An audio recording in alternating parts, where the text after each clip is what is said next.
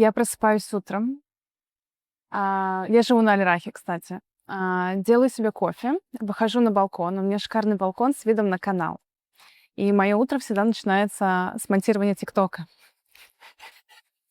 Я пью кофе, смотрю на воду и монтирую 2 видео. Потом уже собираюсь на работу. Красивая машина впереди едет, видишь? А вот смотри, розовая какая. Это микс розовый с бордовым. Всем приветик, следующий день. В кадре буду я, немного смущаюсь, потому что это не то же самое, что разговаривать с вами. Скоро увидимся. Я, наверное, сидела в основном дома. Я такой человек домашний. Фильмы, сериалы, я киноман. Я синефил, я бы даже так сказала. Я работала в компании Pachamama Group. У нас 4 ресторана в Лондоне. Наш владелец переехал в Абу-Даби за год до открытия ресторана. Много путешествовал по разным эмиратам, пробовал разные рестораны, изучал культуру. И вот он решил открыть концепцию local for locals. И открыть здесь первый проект Сурая, собственно, где мы сейчас находимся. И я решила переехать в Абу-Даби.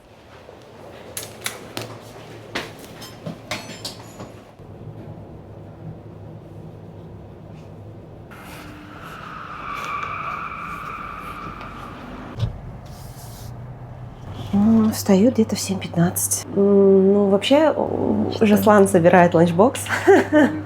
Вот, а я стою вместе с ними, и моя задача — одеть детей. Я из Астаны, или, как говорят местные, из Целинограда, если кто-то помнит это название. Родилась и, практически прожила в Астане в основном всю сознательную жизнь. Уже как бы после 30, там ближе к 40, можно сказать, переехала сюда, в Абу-Даби. Практически год мы тут живем. То я — это такой сложный вопрос. Дочь, мама, жена, сотрудник, коллега, подруга, то есть ролей очень много. Если говорить о профессиональной реализации, то я юрист по образованию, сейчас работаю комплайенсом, финансовой организации.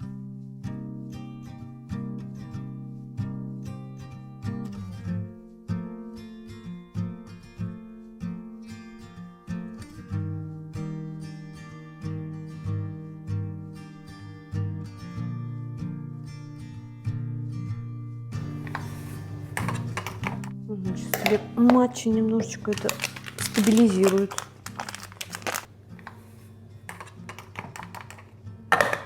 Так, все, почти готово. Так.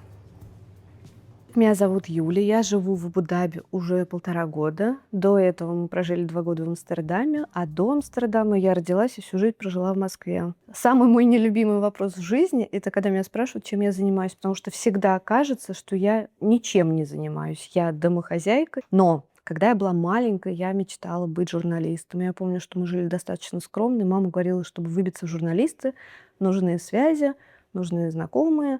Поэтому я пошла учиться на экономиста, работала бухгалтером, потом я вышла замуж, и потом началась моя творческая эра. Сначала у меня был интернет-магазин, но через 7 лет ведения магазина случился ковид, и я его не пережила. YouTube — это как будто навсегда, и если у моего ребенка будет желание, он сможет это пересмотреть, даже когда он вырастет. Поэтому, это моя отдушина, это мое хобби. Мне почти 40 лет, и я до сих пор не знаю, кем я хочу стать, когда вырасту.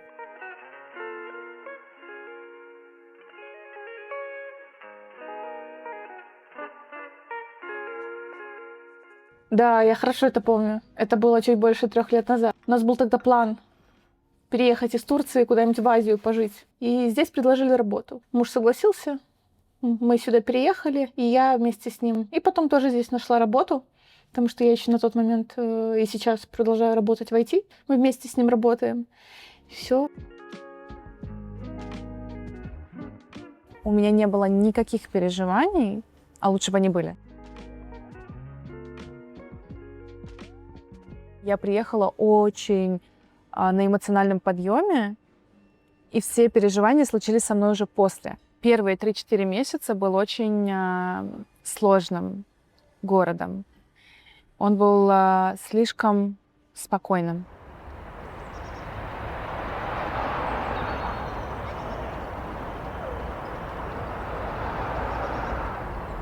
Это обсуждалось давно. Я бы, наверное, в целом, да, не выходила бы на интервью с работодателем, если бы я понимала, что, ну, где-то там внутри меня сидит страх, и у меня там действительно возникнет такой коренной вопрос о том, как бы мы готовы к этому или нет. Естественно, мы обсудили это до. Не было какого-то сложного разговора о том, что это будет какой-то сложный переезд, что кто-то чем-то что-то бросает, что-то рискует. Была такая некая доля, естественно, неуверенности, но это было осознанное решение.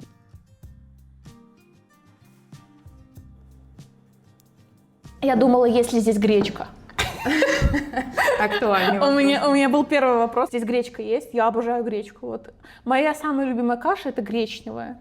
Да, вот я максимально в этом плане простая. Когда мне сказали, что гречка здесь есть, и мы ее найдем, я говорю, все окей, мне все устраивает. Третья страна для релокации, первая была Грузия, где я испытала весь спектр эмоций, когда ты переезжаешь в другую страну жить. Не просто как турист, а жить. Там бытовые вопросы, оплата коммуналки. Потом была Турция, потом уже Эмираты. Уже такие на опыте, да, прокачанные.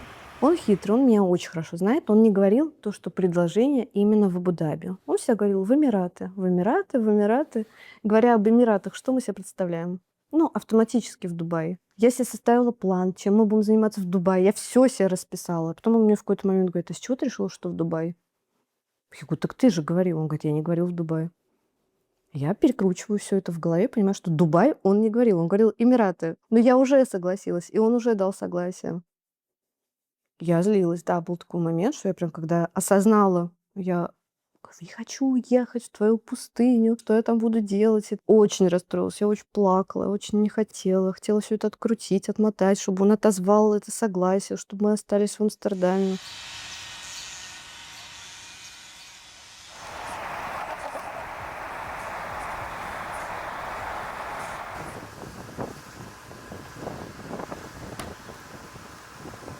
Первые эмоции, которые я испытала, когда я вышла из аэропорта, это как раз-таки был шок. Это было лето. Это был август. Я выхожу из аэропорта, меня встречает бывший коллега на машине, и у него в машине нет кондиционера, стоит маленький вентилятор, прикрученный к задней сидушке автомобиля. И через 2 секунды у меня просто насквозь промокают все вещи от влажности, волосы пушатся. И он сажает меня в машину, и мы едем в Халифа-Сити. Это было мое первое место, где я снимала квартиру. И после Лондона увидеть такое на контрасте для меня было шоком. Я отправляю видео, где из окна видно только пустыню, какой-то там мусорный бак, автомобиль, и вообще нет людей. Сестре в Москву, и она мне говорит, а где Бурдж-Халифа?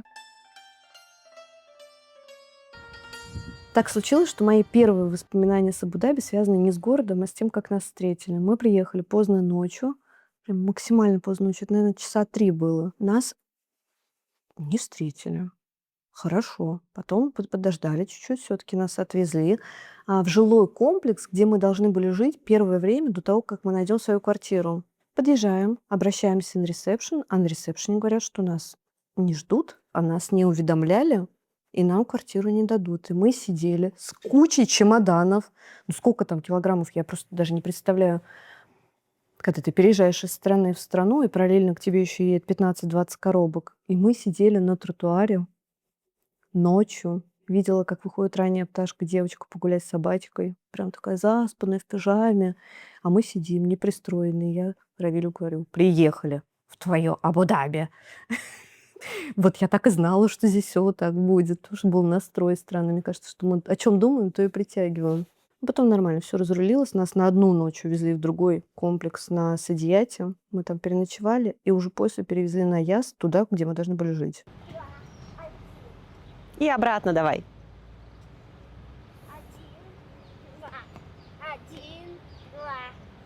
1, 2.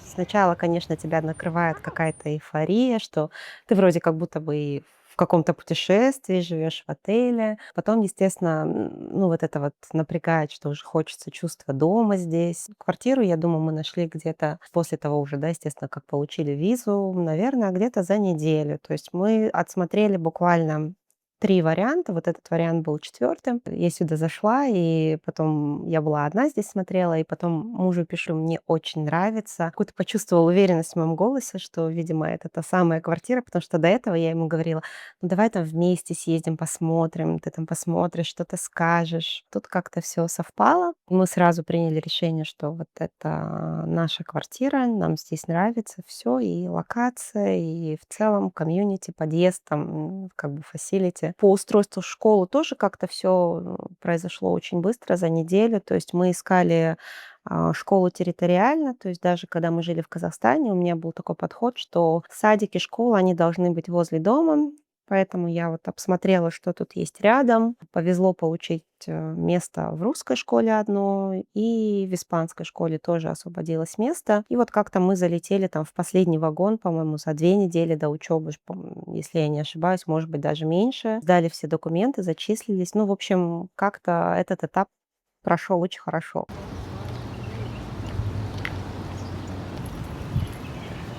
Возвращаясь к вопросу о том, насколько сложно было искать квартиру в Абу-Даби, есть один фактор, который мешал лично мне. Раз уж мы заговорили о том, что мы прожили 2 года в Нидерландах, обязательно это стоит упомянуть. В Нидерландах, если зайти на сайт по поиску квартир, то каждый из вас, кто вдруг это сделает, офигеет от того, насколько красивые там дизайны у самых обычных квартир.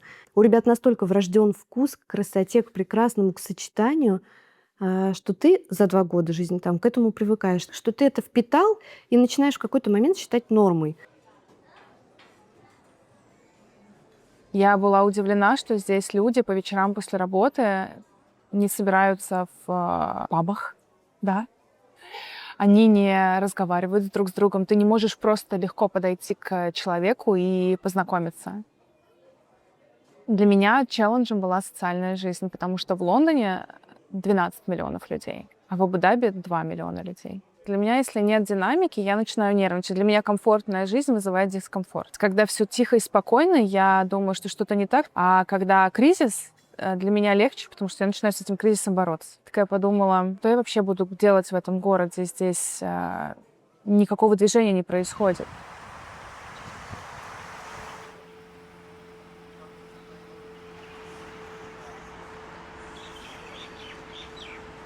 Слушай, у нас вообще очень долго не было своего времени, ни у меня, ни у мужа, потому что, ну, мы, наверное, первые полгода, да, мы жили без няни.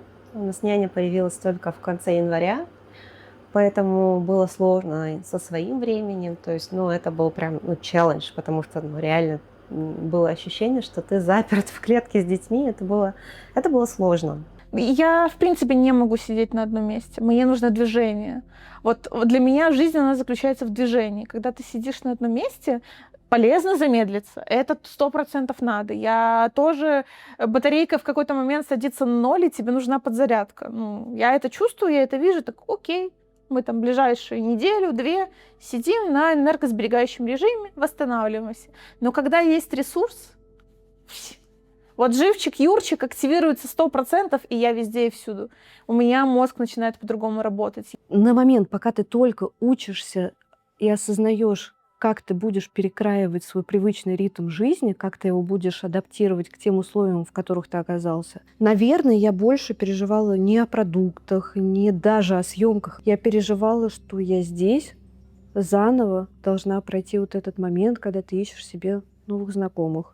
Потому что я интроверт, и мне выходить из зоны комфорта, самой идти навстречу, самой предлагать встретиться с кем-то, увидеться, познакомиться, мне это действительно очень сложно. Вот для меня до сих пор остается загадкой, как люди заводят здесь друзей. И многие мне говорят, это так легко, здесь просто нужно найти комьюнити, ходить на пилатес, ходить на йогу и там знакомиться с людьми. Для меня это непонятно, как найти эти комьюнити. Ты, если о них не знаешь, и тебя туда не пригласили, ты о них не знаешь, туда не попадешь. Я очень общительный человек. И мне очень важно иметь свой социальный круг. По сей день это одна из больших сложностей проживания в Абу-Даби. Я не знаю, так ли это в Дубае, но в Абу-Даби для меня сложно заводить социальные связи. Многие, я знаю, особенно русскоговорящие, знакомятся друг с другом в телеграм-каналах. Они собираются на там, шашлыки или яхту вместе снимают. Мне не очень комфортно находиться в окружении там, совершенно незнакомых людей. Нужно прям, чтобы вот с человеком было на одной волне. Со временем у меня появились друзья, ну прям совсем, ну даже, я могу сказать, одна подруга, да, прям с которой мы близко общаемся, и знакомые через работу. То есть как-то вот через... Как, например, мы с тобой познакомились, вот так вот у меня складываются отношения с людьми.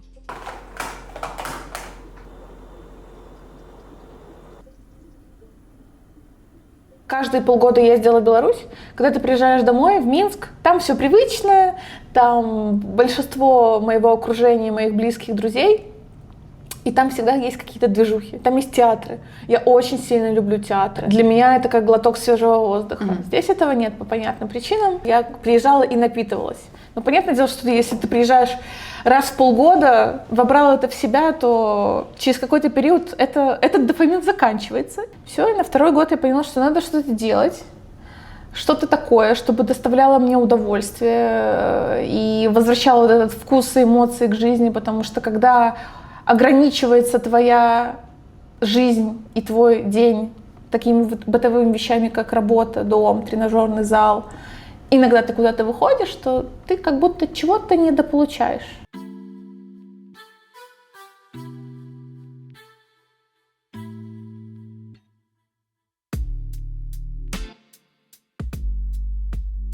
Следующий, наверное, такой вехой, да, этапом было получение водительских прав. Тоже, скажем, были, да, какие-то свои сомнения, переживания, потому что там, имея 18, почти там 20-летний стаж вождения, снова идти и сдавать теорию и практику, ну, мне было, например, очень волнительно. То есть очень много слухов вокруг этого ходит о том, насколько сложно получить права. Вот здесь, ну, тоже как-то все совпало. И вот это, наверное, таким был последним шагом, да, вместе с приобретением машины, того, что как бы все, мы здесь обосновались, то есть квартира, школа, вот машина, и вот как бы все это уже дом, и у тебя здесь все как дома. Я не водитель. Я никогда не водила машину. У меня были российские права, но у меня был кейс, когда моя подруга сразу после получения прав предложила мне поводить ее машину, а машина была механическая. 3 педали. Через 100 метров я перепутала газ и тормоз, и мы въехали в припаркованную тачку на парковке. Вот я больше не водила до момента переезда в Абу-Даби. И когда я переехала в Абу-Даби, я поняла, что я здесь изолирована и так, а если без машины, то я вообще изолирована. Я пошла в автошколу и получилась на права. И я купила свою первую машину. Показывает, что здесь нельзя разворачиваться. Я так привыкла к машине, несмотря на то, что я очень базовый водитель, для меня просто назад, вперед, налево, направо остановиться. Я не представляю себя ни в такси, ни в, тем более, общественном транспорте. У меня в машине все уже создан свой микроклимат. У меня там курилка для уда, мои заколки, косметика, вода. У меня даже вещи какие-то, книги. У меня лежит в бардачке Библия, Коран и астрология Павла Андреева. Но до этого была еще одна неловкая ситуация. Когда мы жили в Москве, мой пылесос назывался Жора, в честь моего папы покойного. И когда пришел в гости друг моего сына, он спросил: а почему у вас пылесос зовут так же, как моего папу, его папу? И вот с той поры Георгия пришлось переименовать в Василия. Чтобы на пылесос напоминал, ты говоришь там Жора, ему чего-нибудь. Жора, ну хватит. И как будто папка рядом. Ну, это очень тупо звучит, я понимаю. Но когда ты скучаешь по человеку, хочется его какое-то присутствие в жизни. Это мы вырезаем, да, это вот эти сентиментальности, мои сопли на кулак намотанные.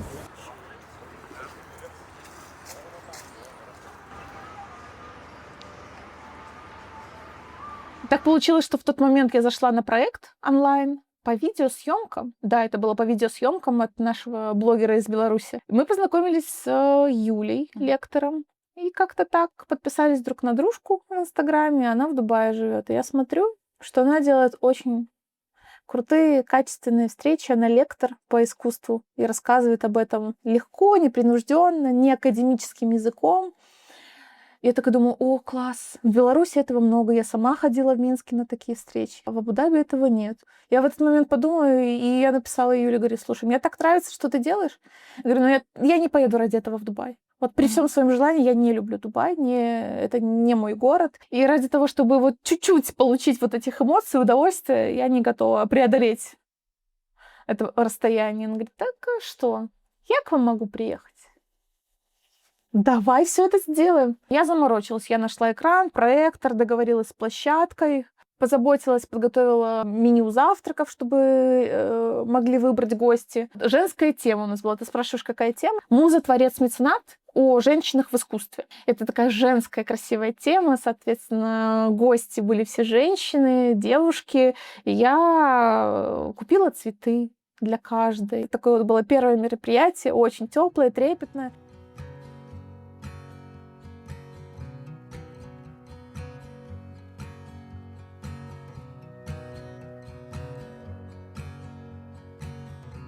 Плюс в том, что это делается буквально за 5 минут. Вот там телефон у нас висит, ты звонишь, говоришь, что у тебя проблема, они тут же бегут и все исправляют.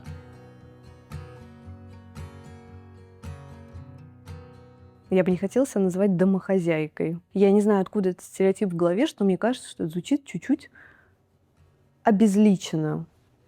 Сказать, что ты домохозяйка, для меня это как будто бы ты не делаешь вообще ничего.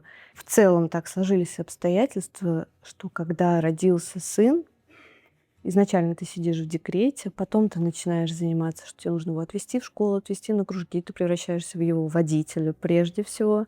А параллельно ты превращаешься в домохозяйку. Получала ли я когда-нибудь удовольствие от осознания, что я делала в жизни только это? Нет, не получала. Оттуда был интернет-магазин, который я придумала, укладывая ребенка спать. Оттуда появился блог, потому что мне хочется вещать, мне хочется делиться. Мне хочется в целом, чтобы хоть какой-то остался след от меня, кроме как вот эта Юля, которая была домохозяйкой. Всегда есть такой страх из серии, ну ты же идешь в свою проявленность, ты же идешь и говоришь от себя, что ты чувствуешь, и есть такой страх быть непонятым, что тебя не примут, возможно, как-то подумаешь, что ты какой-то не такой. Ну, короче, вот все, что навязано нам обществом, вот эти все социальные установки, вот они присутствуют в голове. Кайф в том, чтобы идти и делать.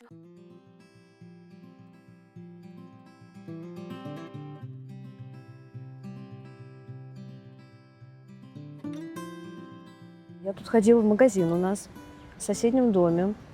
Молодой человек с девушкой на кассе. Стоят на меня, смотрят, опять улыбаются.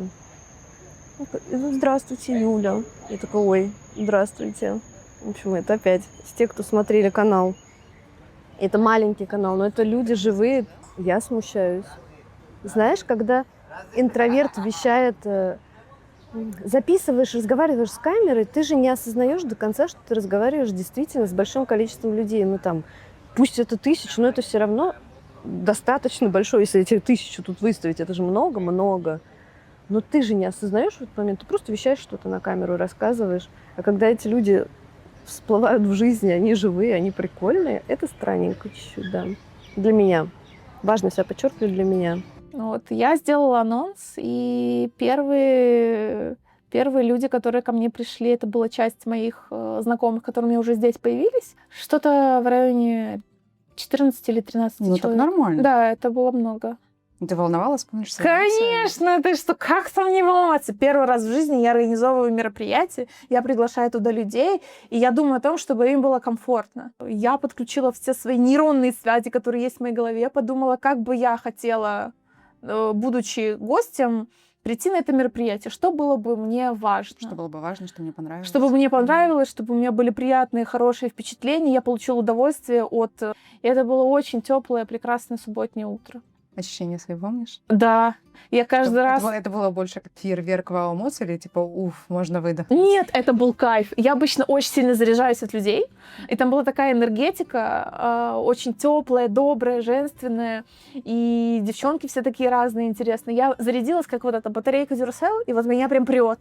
Мне так хорошо, я так кайфанула. И все, я такая думаю, о, я хочу следующее. Собственный вид дофамина, да, вот правда, который ты, если раз подсел, то тебе уже хочется еще и еще. Я помню, что я была в потрясающем расположении духа. была такая счастливая, радостная, делилась со всеми, что вот, все состоялось, у меня получилось. Спасибо большое, что вы все пришли и разделили, потому что, ну, без людей тоже это не может состояться, никакое мероприятие. И это такой очень был классный буст и возможность для меня осознать, что то, что мне нравится, и то, чего мне не хватало, это можно реализовать здесь. И есть на это спрос, и людям это тоже нужно.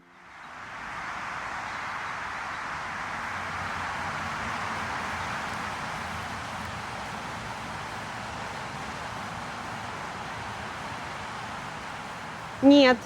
По пятницам мы не покупаем конфеты, потому что я им говорю, что в магазине денег уходит на молитву, поэтому конфет нет, и они это понимают. У меня 3 детей, старшей дочке 18, она уже не живет в Абу-Даби, младшим детям 7 лет и 5 лет. Они ходят здесь, в Абу-Даби, в школу. Да, то есть когда мы переехали в Абу-Даби, старшая дочь в целом уже закончила школу в Казахстане. Вот, просто мы ее как-то уговаривали остаться здесь, поступить в университет здесь, то есть жить с нами. Она сюда приезжала тоже с нами летом. Я думаю, что ей не нравится ввиду ее такого свободного, независимого духа. Все-таки Абу-Даби, он такой немножечко обязывает к внешнему спокойствию тоже, да. А ей очень хочется самовыражаться, да, в том числе внешне, то есть какие-то там открытые топы, короткие юбки, шорты. И ей немножечко не нравится именно такой вот этот вот социокультурный контекст, что она чувствует, что он как-то ее ограничивает. Это имеет место быть, я думаю, поэтому в целом мы с ее выбором окей. Мир большой, то есть может это как бы и не стоит зацикливаться на Абу-Даби. Поэтому, скажем, мы ей дали свободу. У нее сейчас образование в области искусства. Я говорю, послушай, я говорю, тут еще столько музеев. Может быть, ты там вырастешь, вернешься. Представь, я говорю, тебе предложат какую-то космическую зарплату здесь и там быть каким-нибудь куратором в музее. Но пока у нее такая позиция, что ни за какие деньги она не хочет жить здесь, но в зимний приезд в целом у нее уже такая стала помягче позиция, то есть она сказала, что это действительно в целом комфортный, хороший город, и там, если выбирать там в сравнении с какими-то многими другими городами, естественно, Абу-Даби тоже как бы для нее в топе, то есть по комфорту, по выбору и по прочему, просто она не хочет здесь жить.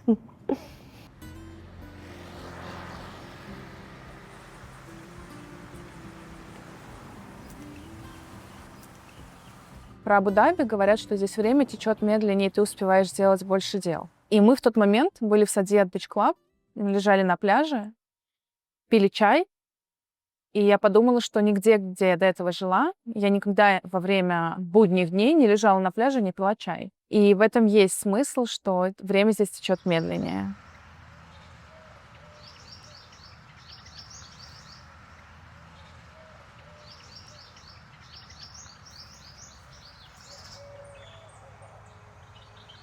Нет, с Амстердамом было по-другому. Я себя чувствовала там замечательно, мне было очень интересно. Но при этом есть ребенок, которому в Амстердаме было плохо. И когда параллельно со всем, что происходит интересно в твоей жизни, фоном идет то, что твоему ребенку плохо, естественно, ты себя не чувствуешь хорошо в этом городе. Здесь гораздо лучше ситуация со школы. Здесь мы выбрали для себя школу русскую, просто потому что моему ребенку уже на тот момент, когда мы сюда приехали, было 13 лет. Здесь привычная для него школа, здесь привычная для него система. Он когда вернулся, спустя пару дней, как поступил в эту школу, и сказал, что мне сделали замечание за то, что я бегал по коридорам, и он такой довольный был. Потому что это те правила, это те рамки, к которым он привык.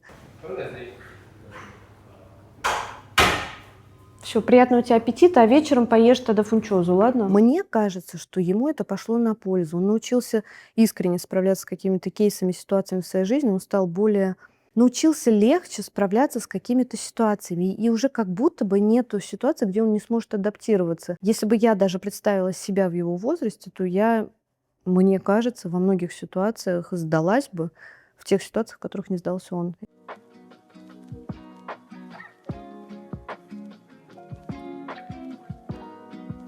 Чем я занимаюсь в выходные?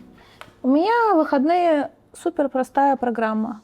Если это суббота, и у нас есть мероприятие в Мекке, значит, у меня суббота полностью в движухе, в организации, в общении с людьми, вот эта вся подготовка.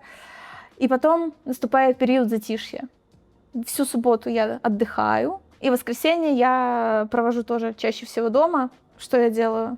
Я смотрю какие-нибудь фильмы, я изучаю какие-нибудь парфюмерные мои движухи, мои ароматы, какие-нибудь новые компоненты, какие-то домашние дела решаю. И особо никуда не выхожу. То есть воскресенье — это такой день детокса от социальных сетей. Я делаю что-нибудь не связанное с Инстаграмом.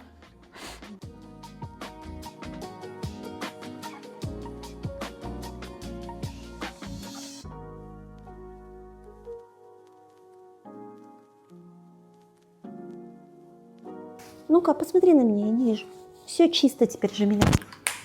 А здесь меня приятно удивил тот факт, что когда ребенок идет в школу, школа обеспечивает всем вплоть до карандаша, ластика, ручки, всеми учебными материалами. То есть не нужно покупать никакие тетрадки, то есть ты просто отдаешь ребенка в школу. Перед школой мы купили форму, ланчбокс, бутылку для воды, все. Сейчас какие-то цены, ну то есть да, если сравнивать, просто возможно именно наша школа, она такая относительно недорогая, потому что есть школы, которые в 2 и в 3 раза дороже в Эмиратах. Именно наша школа, она по цене ровно такая же, как если бы мы платили в частной школе в Казахстане. Вот этой вот темы, что завтра вам нужно принести поделку в школу, этого ничего нет. Здесь, ну, реально школа — это такая разгрузка для родителей. Hi, chef. Hey, how are you? Good. Для меня работа — это лайфстайл. Работа — это часть моей жизни, и она не нормирована, она связана с моей просто деятельностью ежедневной. Даже когда я пью кофе, я монтирую тиктоки.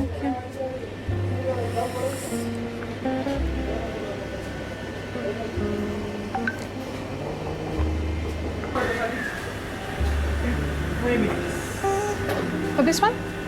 Yeah, with studying. No, not... Знаешь, я хотела сказать, что и на самом деле я никогда не работала с social media, и я никогда не работала с ТикТоком. Даже не могла себе представить, что я буду этим заниматься. Я недавно шутила с коллегами, что у меня было определенное несколько пунктов «я никогда не», и одно из них было «я никогда не буду работать с social media, я никогда не буду снимать ТикТоки, монтировать ТикТоки и рилсы». Мне казалось, что все, что связано с social media, блогер, инфлюенсеры, ТикТок — это все несерьезно. Я всегда думала, что моя карьера будет связана с управлением отелем, ну что-то такое. Я всегда смеялась, когда говорила, ну вот там люди в ТикТоке танцуют, это все закончится, тренд пройдет через год. А оказалось наоборот, тренд на серьезную работу для меня прошел, а на ТикТок и на Инстаграм начался. На самом деле плана никакого нет, ну только если у меня не назначены встречи, а так все происходит очень интуитивно. Я приезжаю в ресторан. Если мне не хватает контента, я доснимаю контент. Работаю с блогерами, работаю с прессой. Если есть ивенты, то я занимаюсь организацией ивентов. Работаем с корпоративными клиентами. Мы очень любим делать коллаборации. Если следила за Сараей, то, может быть, видела, что мы часто делаем шеф-стейбл с местными шефами.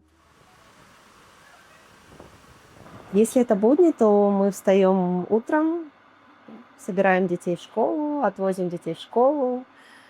В прекрасном варианте мы едем на Аль-Батин завтракать. Вот, мы очень любим там заведение Ташес. Вот, раньше как-то было между Седл и Ташес, но Ташес победила. Идеальный день, мы вот так завтракаем. Если это как бы, ну, скажем, обычный день, то мы приходим и готовим что-нибудь дома. Что-то примерно такое из нашего советского. Сыр, колбаса, хлеб, яичница. Потом работа. Сейчас это удаленная работа.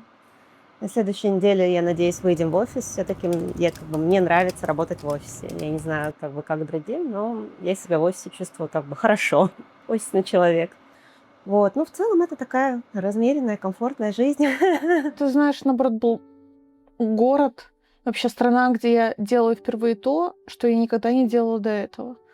Но я не могу сказать, что меня меняет город при этом. Я впервые пошла в предпринимательство. Я до этого никогда ничем подобным не занималась. Я думаю, что здесь не город влияет, здесь влияет именно моя жизнь и те события, которые я проживаю, а они не связаны с этим городом. Что-то личное, что меня побудило и показало мне, что не надо бояться. В жизни есть вещи похуже, пострашнее. Все остальное, смерть и болезнь самое страшное. Поэтому если хочется, вот мне захотелось, я пошла делать. Опять же таки, это просто когда в жизни столкнулся с этим, но это, не город же повлиял. По мне, может, и не скажешь, что, что я чего-то боюсь, но я очень много чего боюсь, я просто этого не показываю. Я думаю, что это приходит в любом случае с возрастом, когда ты берешь ответственность за свою жизнь и берешь ответственность за то, что ты делаешь. Когда я осознала, что я ответственна за свои действия, за свою жизнь и за то, как я буду ее проживать, вот в этот момент появляется озарение, тебя перещелкивает, и ты такой: окей, давай попробую. Из того, что оно может не получиться, окей, не получилось, но жизнь-то все равно продолжается. И страшного в этом ничего нет. А вот момент, когда ты живешь в смысле, что я бы хотел попробовать, я бы хотел вот это сделать, но я боюсь, вот это тебя будет очень долго съедать изнутри, ты будешь все время бояться сделать этот шаг, и будешь на кого-нибудь перекладывать ответственность, что кто-нибудь это сделает, и я вот возьму это. Наверное, интереснее попробовать самому и посмотреть, что из этого будет. Классно, если получится. Классная погода, комфортный уровень жизни, не так много людей. Здесь спокойно для создания семьи. Здесь безопасно, здесь удобно. Особенно для девушки, которая пока что сингл и строит карьеру. Здесь намного больше возможностей, чем в Лондоне.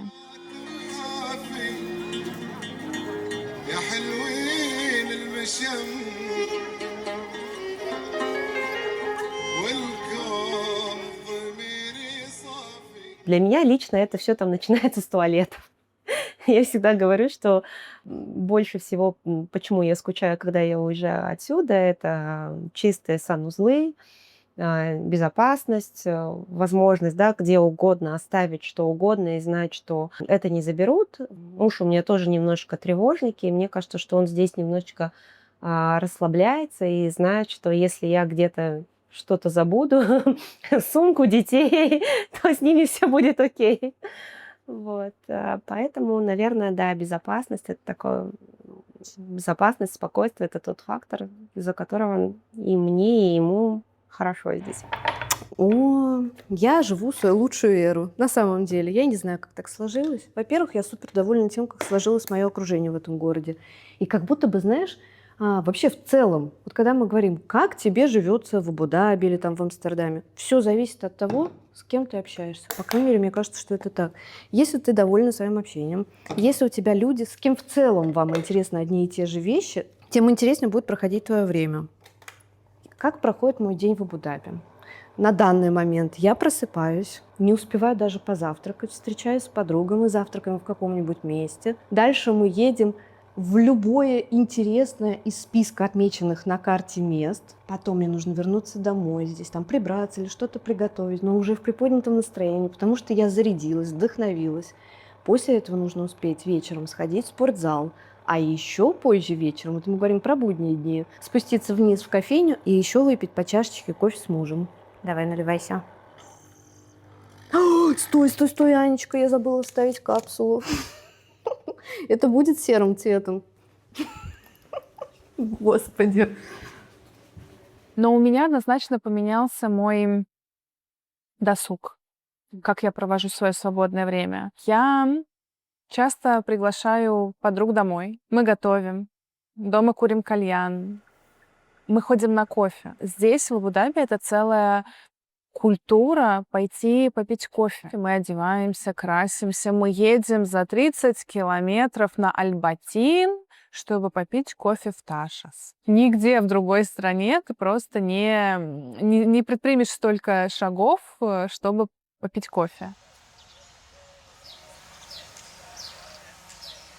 Да, расслабилась, потому что я человек, который контролирует, мне кажется, все вокруг и задает тебе 1,000,001 вопрос: а можно я сяду так, а можно я вот тут поправлю, чтобы было слышно, а вот это другое. Короче, у меня очень много контроля. А здесь я хоть немножечко так расслабилась, не 100%, но уже очень хороший прогресс сделан. Классный город. Много возможностей, много интересных людей. Мозг здесь работает тоже по-другому, потому что непривычная для тебя среда, и ты думаешь, а что, как? Мы первое время жили в каком-то режиме таком, я бы не назвала это прям выживанием, да, или чего-то еще, такое прям очень драматичное, но, по сути, как бы говорю, были какие-то там другие задачи, устроить детей в школу, отучиться на права, и я как бы, ну, никогда вообще этим вопросом не задавалась. Вот оказалось, что здесь няню, в принципе, можно найти недорого, быстро, и вот в январе мы ее нашли, и жизнь стала еще прекраснее. Я стала заниматься спортом намного больше, чем я занималась в Лондоне. И я много плаваю и гуляю на пляже.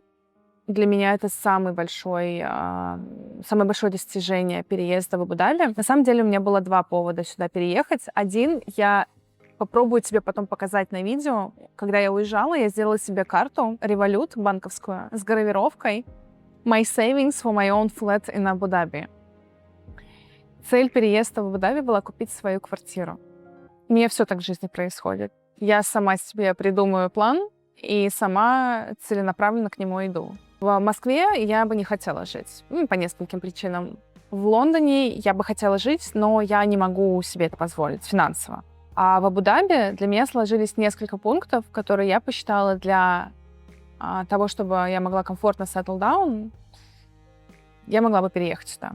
Для меня это было основным фактором. То есть, я сингл, я хочу свою квартиру, я хочу свою карьеру, в дальнейшем я хочу свою семью. И здесь я могу это реально сделать. Регулярно ходить, заниматься в спортзал.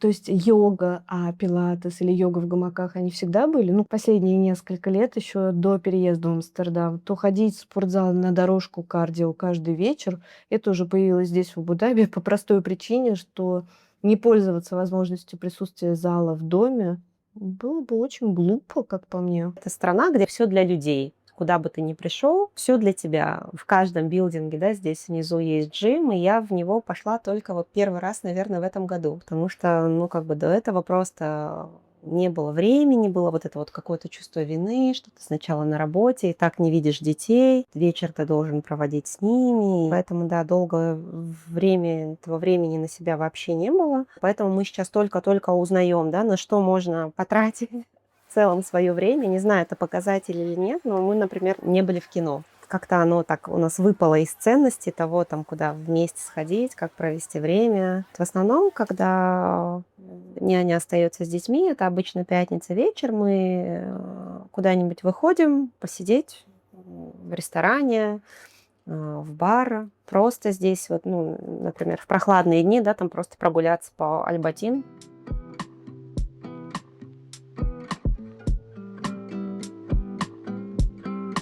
Да, я очень толерантна ко всем культурам и везде могу быть своей.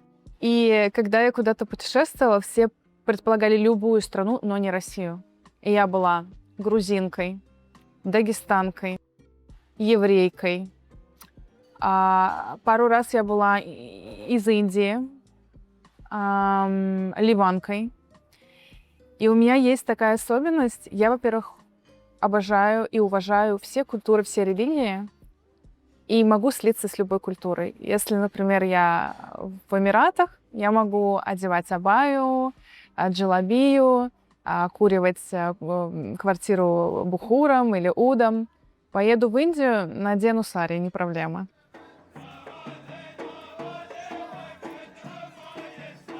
Наших детей не удивляет эта разность, они для них, ну, ровно такие же, как вот мы с тобой сейчас разговариваем, и они не чувствуют их инаковость, какое-то отличие, то есть для них они такие же дети, то есть их не удивляет, ах, вот он говорит там по-другому, он выглядит по-другому, или там кто-то покрытый, кто-то не покрытый. Для них это вот просто одинаковые все люди. И мне это очень нравится. Это вот международная культура, международная среда, и это тоже, наверное, один из факторов, потому что в Эмиратах ты не чувствуешь себя чужим.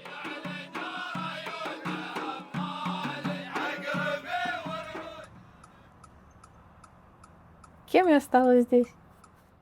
Кем я стала здесь?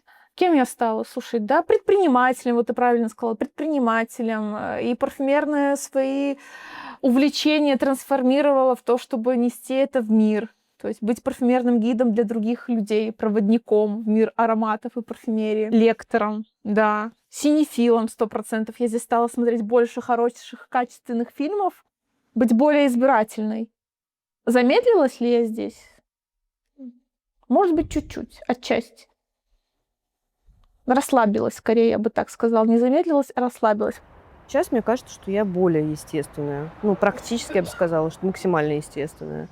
Ну, потому что ты перестаешь бояться. Но это не от того, что ты себя что-то строишь, играешь какую-то роль. Ты просто зажимаешься в кадре, и, естественно, ты лишний раз не скажешь фразу так, как ты говоришь ее в жизни. Ты подбираешь слова, ты думаешь над формулировкой. А в жизни же ты так сильно не задумываешься, особенно с людьми, с кем тебе комфортно. Ну, ты задумаешься, конечно, ты пойдешь в школу к ребенку, там ты тоже будешь неестественно себя вести, потому что ты играешь некую социальную роль. Вот точно так же, мне кажется, и в соцсетях. Ты играешь роль, ты не хочешь... Вот видишь, я опять стала задумываться, опять стала подбирать слова, да, вот так оно работает. Да, ты не хочешь поднимать какие-то острые темы, говорить свои какие-то яркие мнения, которые могут вызвать споры. Вот лично я избегаю таких ситуаций. Я не хочу поднимать какую-то, знаешь, эту волну в комментариях. Я не хочу, чтобы были споры. Я в жизни не люблю вот это все. И максимально стараюсь избегать этого в соцсетях. Но, может быть, за счет этого кажется, что ты чуть более пустая, чем в жизни. Ты показываешь только какие-то развлекушки, как ты ходишь, пьешь кофе, гуляешь, что-то смотришь. Ну, жизнь-то она состоит не только из этого.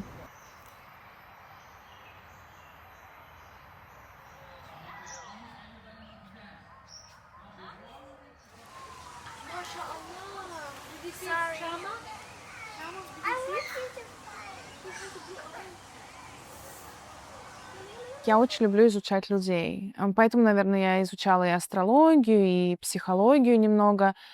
У меня есть чувствование людей. И я понимаю, прожив, например, здесь там полгода-год, что этим людям понравится, а что их оттолкнет. Ну, так, наверное, у любого специалиста, кто работает с гостями или с людьми напрямую.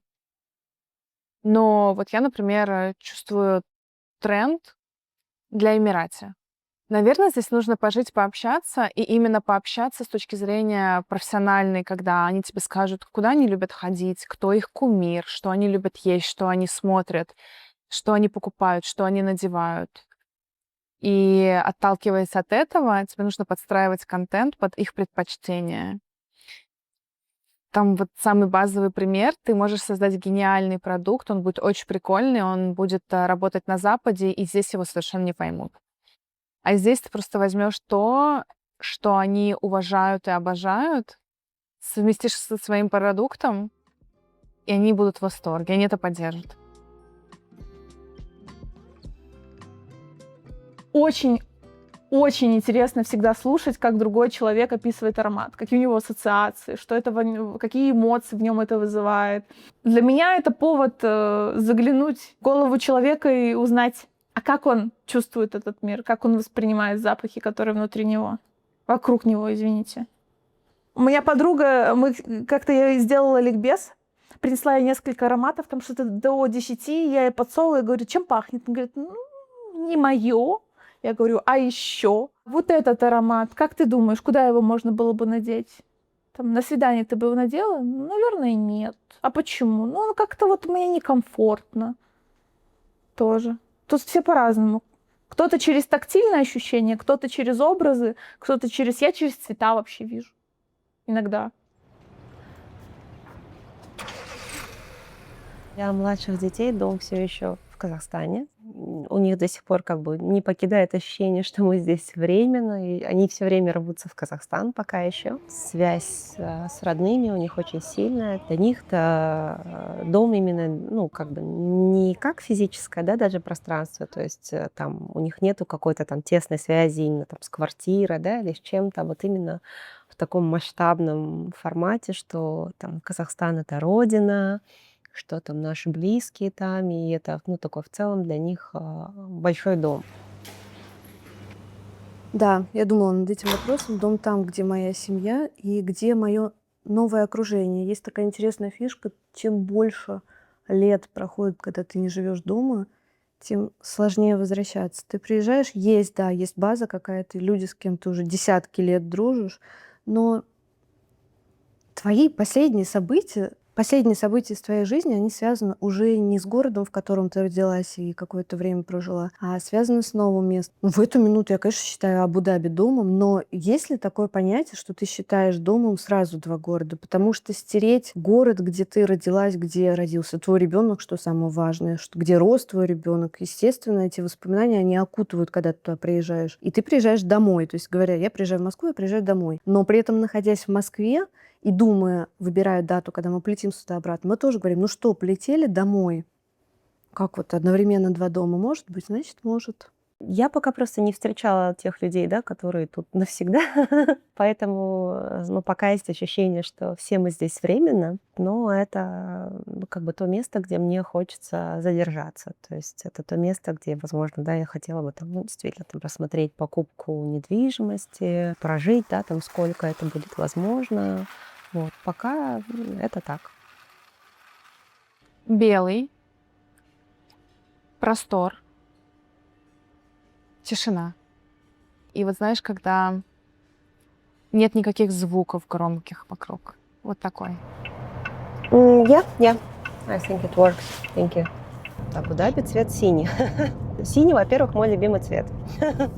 А во-вторых, море. Ну и для меня вот синий ассоциируется с цветом спокойствия какого-то. Если не синий, то, наверное, либо желтый, либо зеленый. Ну, то есть все там в цвет того, что вокруг там его окружает природа. То есть если, например, сравнивать с Дубаем, Дубай бы однозначно был бы каким-то ярким. То есть таким насыщенным, красным, оранжевым. А вот Абу-Даби что-то из таких более каких-то спокойных цветов. Спокойный.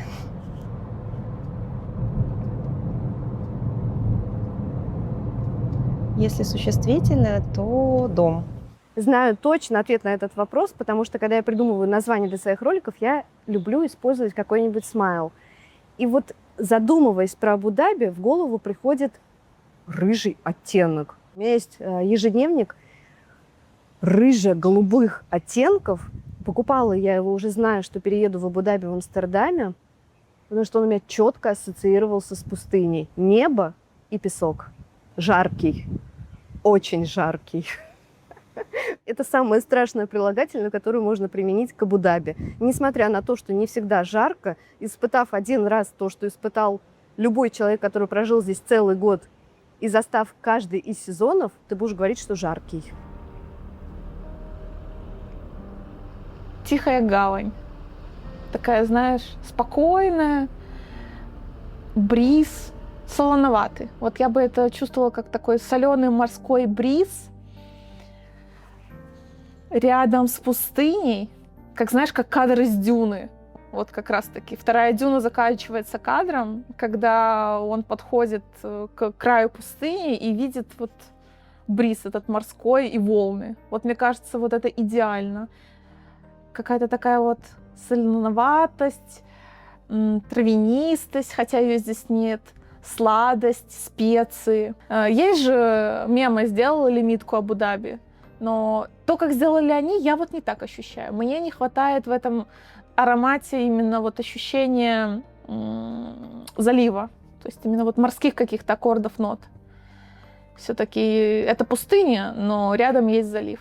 Поэтому вот у меня это было бы такой аромат и ощущение тихой гавани, где ты чувствуешь себя спокойно, умиротворенно, можешь расслабиться и ни о чем не думать. Мама, ну пожалуйста, отцепи. Что бы я себе сказала год назад, зная, Мама, наклонись ко мне. что произойдет со мной. Мама! Сейчас, секунду. Что? Мама, отцепи меня от этой сумки. Давай. Зная, как бы имея опыт проживания уже здесь год, и оглядываясь назад, я бы, наверное, написала себе письмо в будущее, что оно того стоило. Я отцепилась. А здесь одна из косилахтельц. Хи-хи. Вот такой вот. Хочешь снимать уже?